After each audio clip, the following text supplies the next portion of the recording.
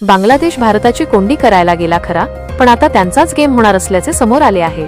बांगलादेशने आपले सामने कोलकाता येथे सुरक्षेच्या कारणास्तव ठेवू नये असे म्हटले आहे।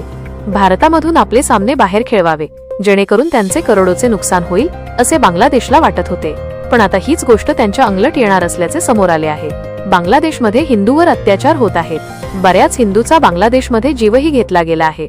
बांगलादेशमध्ये जे हिंदूंवर हल्ले होत आहेत त्याचे व्हिडिओ जगभरात व्हायरल होत आहेत। त्यामुळे भारतीयांच्या मनात बांगलादेशबाबत रोष आहे। त्यामुळे बांगलादेशच्या खेळाडूंनाही भारतात एंट्री देऊ नये अशी भावना नागरिकांच्या मनात होती, पण बीसीसीआय मात्र हे ऐकायच्या मनस्थितीत नव्हती।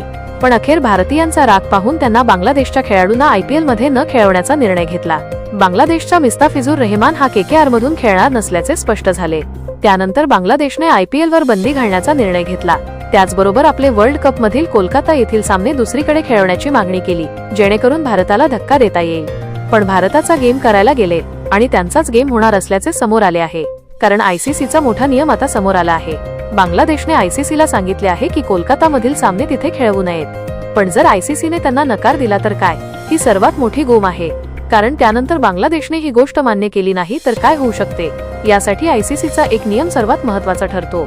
जर एखादा देश ठराविक ठिकाणी खेळण्यास तयार नसेल आणि त्यासाठी सबळ कारण देत नसेल, तर आयसीसी त्यांना वर्ल्ड कप मध्ये खेळणार की नाही असा प्रश्न विचारू शकते। बांगलादेशने त्यानंतर होकार दिला तर त्यांना भारतात येऊन खेळावे लागेल, जी त्यांची हार असेल। पण जर बांगलादेशने खेळण्यास तयार नसल्याचे म्हटले तर आयसीसी त्यांना वर्ल्ड कपच्या बाहेरही करू शकतो। त्यामुळे आता आपल्याच जाळ्यात बांगलादेश फसलेला आहे।